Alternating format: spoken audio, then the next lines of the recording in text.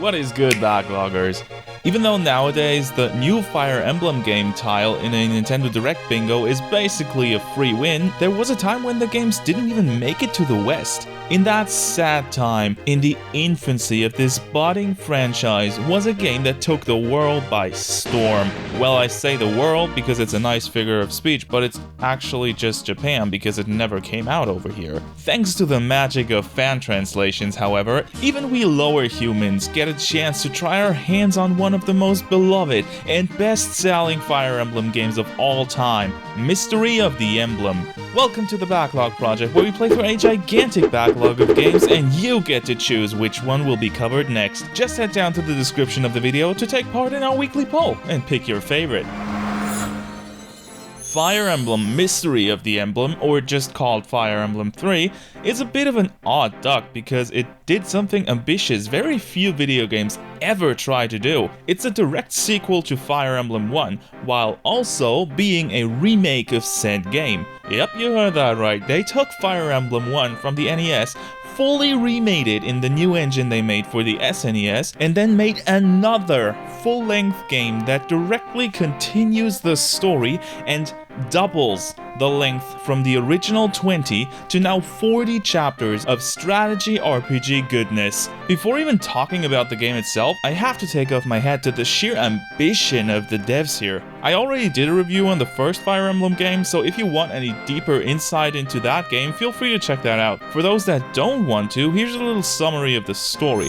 Marth, Prince of Altea, loses most of his loved ones in an attack on their country by the Dole army and goes into hiding. He decides to gather an army by saving other people oppressed by Dollar, their leader Garnev, and the evil shadow dragon Medeus. On this journey, he meets many characters that, well, don't really talk all that much, mostly due to the game's age. The story is serviceable and the characters are fine, but even the remake cannot fix what is at its core just a very bland fantasy story that you've heard 100 times in other media. Anyways, he gathers more and more allies, even recruits some of the enemies to fight at his side, yada yada yada, and then defeats Medeus and saves the continent of Arcanea. Now this was book 1, the remake.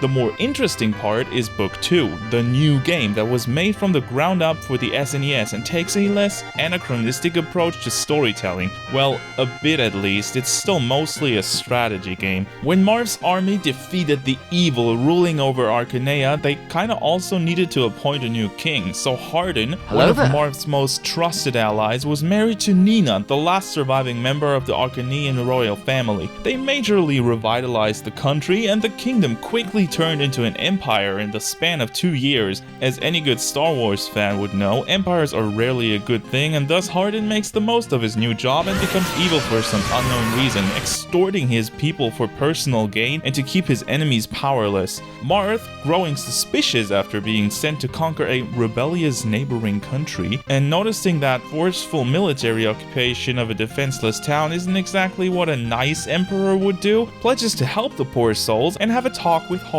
On his way there, he meets the sage Goto, who helped him defeat Medeus in the first part of the story, and tells our hero that Hardin has fallen under a curse by Garnev, the evil leader of the Dolor we defeated in Book 1. Marth now needs to collect the Life Sphere, Geosphere, and Star Sphere, yes, very creative, I know, and use them to lift the curse on Hardin. While the story dips its toe into politics a little and has a lot more dialogue to flesh out the plot, it's still a very basic high fantasy plot that mostly serves to give you a reason for fighting lots of strategy battles with unique in name but otherwise mostly soulless units. A remake wouldn't be one without some improved graphics, and the SNES certainly had more power to offer than the NES. Nintendo used that power to give Fire Emblem a serious facelift going into the next generation, and the game is much better off for it. Maps are a lot easier to navigate due to things actually looking kind of like what they're supposed to be, and we even got ourselves some nice little animations like flowing water and flags of conquered castles flying in the wind. Units still look largely the same as on the NES, but overall, the game just looks and feels a lot nicer when strategizing through the lengthy story. Speaking of that, the story is now told in little cutscenes that show an animated map of where you currently are instead of the stoic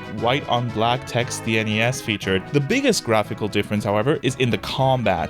Where the first game had your characters move awkwardly through the dark void of NES backgrounds, this game features fully rendered and animated backdrops that change depending on the terrain you're fighting on, and each character class has their own animations for different combat situations. I personally think that the animations are a bit sedate and drag the already pretty slow nature of a strategy RPG down even further, but otherwise this is some great work towards making the games more visually engaging and fun to play from an RPG standpoint. Tsujiyoko Yuka is back and has been working overtime to not just recreate the whole original OST in juicy SNES goodness, she also went just as hard as the rest of the team and created a whole new OST for the second half of the game, complete with new combat, map, and character music. While there isn't a theme in there that can top Marv's iconic Encounter theme from the first game, which got even more epic in the remake, as a whole, the new soundtrack is definitely a step up from the simpler compositions of the NES era. Especially the map themes are just incredibly catchy and transmit the slightly more mature setting of Book 2 very well to the player, while still being enjoyable to listen and play the game to. Enjoying the video so far? That like button to let YouTube know that this video is worth showing to more people. Thank you. If you have never played a Fire Emblem game before, here's a quick rundown of how the games work. Fire Emblem is a strategy role-playing game in which two armies fight each other in turn-based battles, where each character gets to move independently during their army's turn. Additionally, each character is unique in not just appearance but stats, and belongs to a class that directs their general role in combat. Where a knight, for example, is slow but has great defense stats, a Pegasus rider can move very far in a turn and does some great damage at the expense of low defense and being very vulnerable to arrows. With many different classes and unique maps for every chapter, the game offers deep and varied strategy gameplay. Before you play Fire Emblem Mystery of the Emblem, there is something important you need to know so you don't make the same mistakes I made. Book 1 and 2 are separate games on one cartridge. Why is this important? Because the game never tells you, and I for one thought it was logical to be able to go from the end of Book 1 to the start of Book 2 without having to start a new save file. Both games not being directly connected means that you will not be able to bring your money, items, or units from the remake playthrough into the new story. So don't try to be a smartass like me and think, alright, if I level up my units to max and then promote them, they'll have better stats in the end, and struggle to even beat Book 1 because you never promote a single unit only to then realize all that effort was wasted. Totally not mad about this, I swear.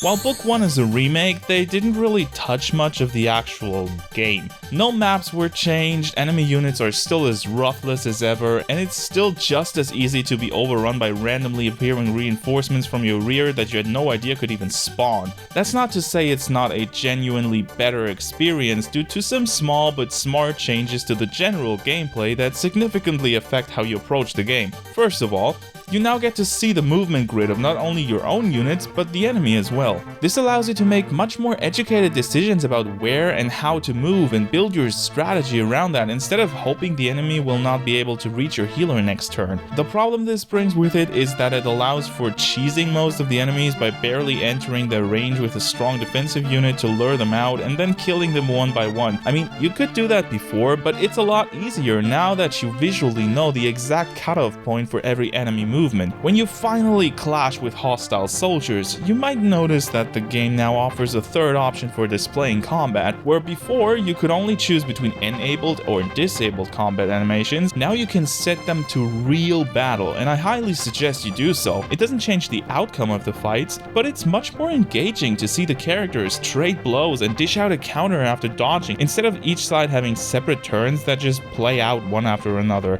Something that is completely new is the ability to dismount your mounted units. This changes their class for as long as they are dismounted and allows for some interesting strategies. The biggest improvement this brings with it is that you can, believe it or not, use your mounted characters indoors now. With a good third of Fire Emblem happening in castles, this is a lot better than just being told to make do without some of your best units, which is what happened in the original first game. Another important change is the way items are handled in this game. While in the NES games, each character had their own inventory and and the only way to share items was by going to a bank to store and retrieve goods, your army now has an inventory that can be accessed between missions that lets you freely swap around things between characters, and even store items you don't want anyone to carry right now. You can also trade between characters that stand next to each other, so quickly swapping out loot or getting a replacement for a broken weapon is much less of a hassle. Speaking of broken weapons, where in the original a weapon would just disappear upon breaking, they are now still usable even after durability runs out. It's not really all that useful since they drop in stats significantly, so you'll likely lose any fight you take up with broken arms, but it's still better than not having any weapons on hand at all.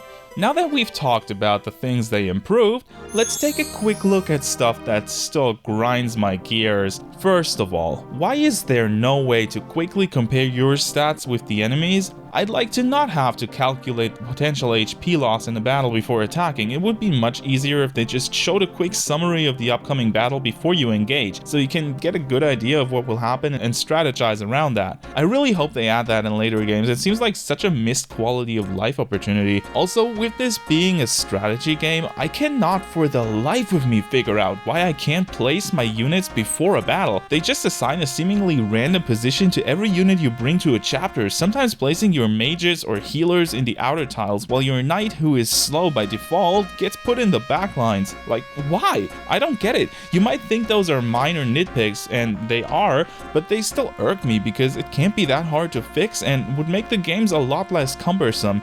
Book 2 keeps all of these features, of course, but uses them to create new maps and gameplay opportunities. One of these opportunities is making the game f***ing hard. Seriously, it's not like the first Fire Emblem was a very easy game to begin with, but at least it eases you in a bit and gives you time to prepare a few units for greatness before hitting you with the hard stuff. Book 2 just takes everything that pissed players off and throws it at you 10 chapters earlier than Book 1.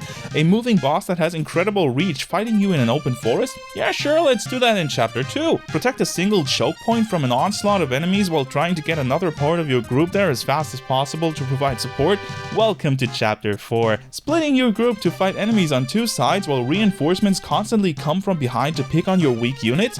Chapter 6 has you covered. Oh, and also how about a literal swarm of level 10 heroes? Yes, the promoted guys, as early as Chapter 7. My point is, this game is hard by putting you in unfair and frankly mostly unwinnable situations time after time. You will be restarting chapters in abundance, either due to not wanting to lose your beloved characters, or just because you can't even beat the game anymore if you lose too many, because the game barely gives you opportunities to level up some new characters if one of your favorites dies. Oh yeah, if you're new to the series, Fire Emblem has permadeath. If you mess up and one of your guys goes to Nintendo Heaven, they stay there as long as you don't have it in you to restart the whole chapter. Strategizing in a game is fun. Being forced into restarting because there's only one strategy that properly works without luck in each chapter, and trying anything else gives you the middle finger in the form of dead friends, is not fun.